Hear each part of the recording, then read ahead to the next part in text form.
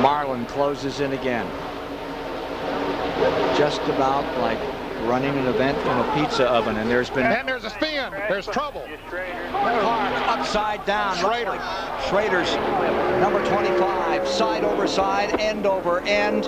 Another car in trouble and also getting airborne. Terry Labonte is involved. His car spinning around on the grass. There is Elton Sawyer spinning around. Rusty Wallace there. There's Lake Speed. There's Rick Mask. Bobby Labonte is up against the wall. We'll take a look and see what happened in a moment. They're racing back to the line as they come to the stripe, getting through it. Earnhardt is okay. Marlin for second. 30 comes across next. Michael Waltrip. Jeff Gordon getting through it. He's okay. He was right Jeff Gordon was right there where it started to happen. I don't know if he was involved in the happening of it, but he did get on through. There you see Bobby Labonte's car that's up against the wall. Clean stop, guys. Bobby Labonte's number 18 pressed up against the wall. Morgan Shepherd, Kyle Petty, he was able to get through. There's the 75 car, badly ripped up. Oh, that's a bad break for Joe Gibbs' team. But it's good to see Bobby Labonte climb out of his car. There you see Lake Speed's car, and the nose on that one, Savage. That one really got some more ripped rags up. if you need them. But the big story was Schrader. You could see it airborne. Here's Ricky Craven's 41. That's all torn up in the back. And here is Todd Bodine. Front and rear of that car torn up. We'll get back and show you some replays in a moment. This happened on lap 138. Bobby pointing at somebody that he didn't seem to be too happy with. And I thought it was Gordon. I did too. It's Gordon. That's who he was pointing at. But the deal is it's just been such a clean race and stuff, and then just one little mistake just wipes out 5 or 6 cars. We should mention there have been a couple other records set before we got to this one. I think this is going to be a lengthy caution. You may throw away a chance for an overall speed record. Even with that caution, they had to pick up that debris. They set a record back at 120 of 179 miles an hour. That was with Gordon in the lead. The old record was Cale's way back in 1978 at 178. And there you see Schrader's car absolutely destroyed. Well, he took a nasty roll. There was so much happening, couldn't see it all. And here are the leaders coming down pit road. This should be their last pit stop of the day. They should be able to go the rest of the way from here.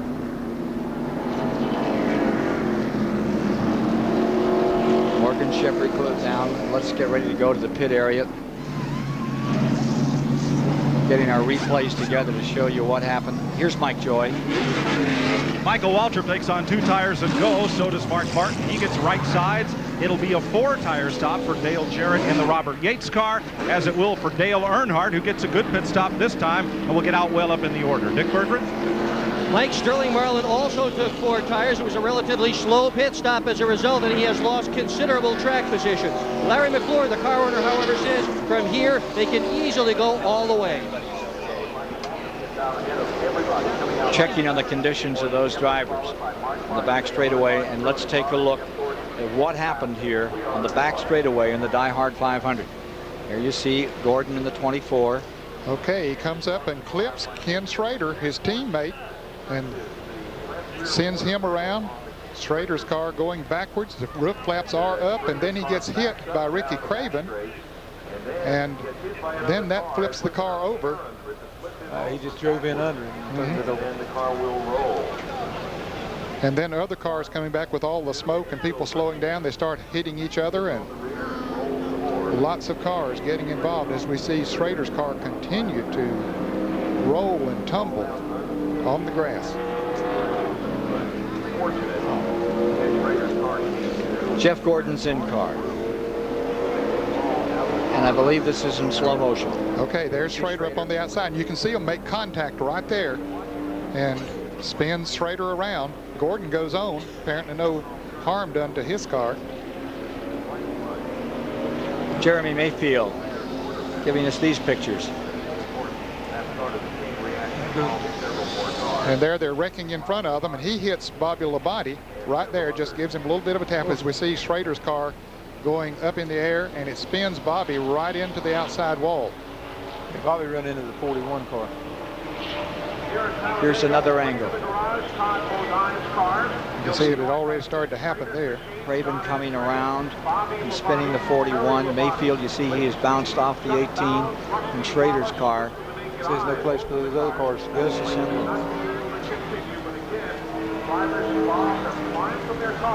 In cars now at normal speed. You saw them in slow motion.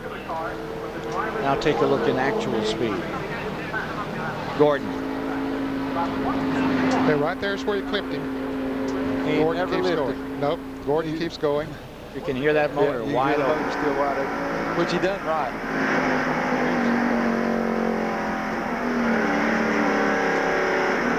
Yeah, the 18 car looks like hit the 41 car. Right, the 98 car clipped the 18 car, and around they went. Just enough to get him up. Let's go to David Hobbs. Todd, what did you see happen out there? We've seen it on replay a number of times. What did you see happen? Well, the first thing I saw was Kenny Schrader's roof number.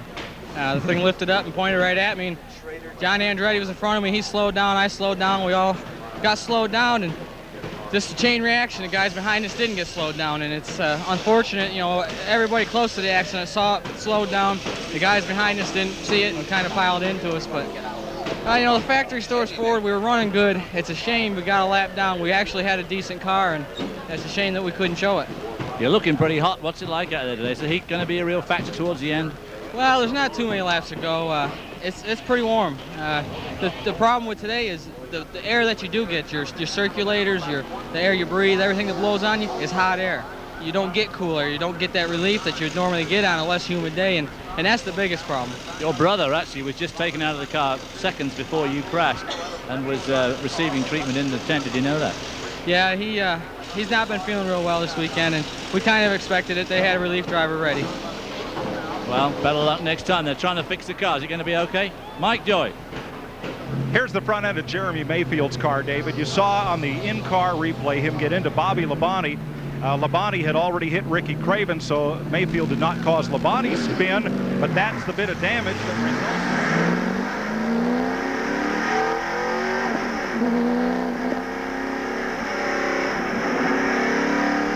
Riding with Jeremy Mayfield as he comes back out on the track. We've lost our communication piece tonight, Mike.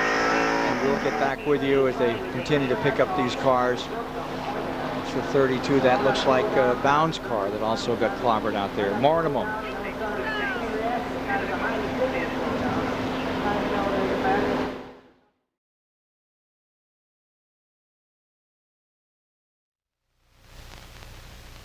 This DieHard 500 race summary is sponsored by Texaco Haviland Formula 3 Motor Oil. 142 or 143. 143 of 188 are complete, and after 378 miles, that really does not tell the story. It says leaders 6. They've swapped it a lot more than what we've seen. Here are the folks that were involved in this big crash on the back straightaway 5 laps back. Bobby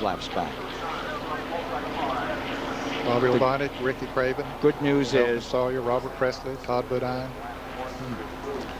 John Andretti, and Chuck Bound. Let's go to the pits and Dick Bergman.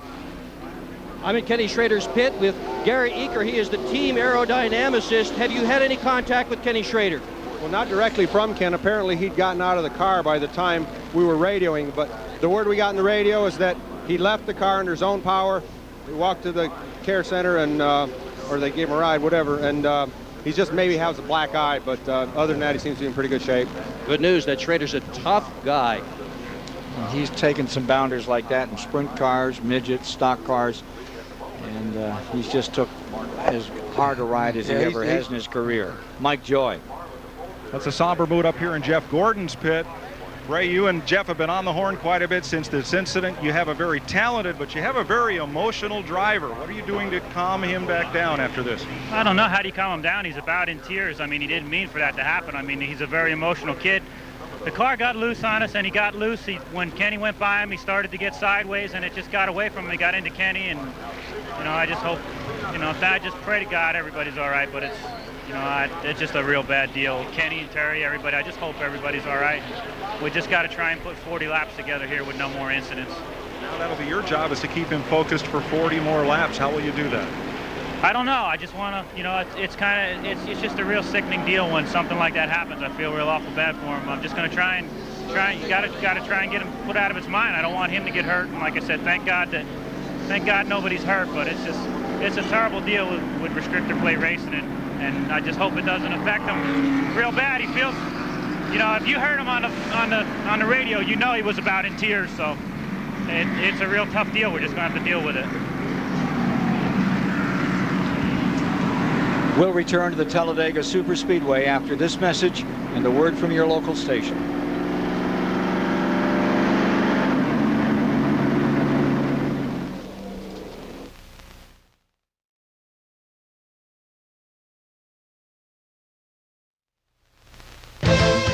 CBS Sports coverage of the DieHard 500 is sponsored by Sears DieHard, the official battery of NASCAR. Ford and your Ford dealer. Have you driven a Ford lately? And by Texaco Havoline Formula 3 motor oil. And there is good news on pit road. Here is David Hobbs. Kenny Schrader, that was a horrendous machine. What happened? We just caught a little too much air over there. I don't know. I think we got turned around a little bit. Somebody caught us from the left rear. But it just took off, you know. I don't know if it took off when we get to hit the grass or what, but played sprint car, held on, head down, arms up. You seem okay, but I mean, just can't believe you feel okay, right? Yeah, we're okay. You okay? Yeah. Well, he needs to go to the ball. He's okay. Watch again.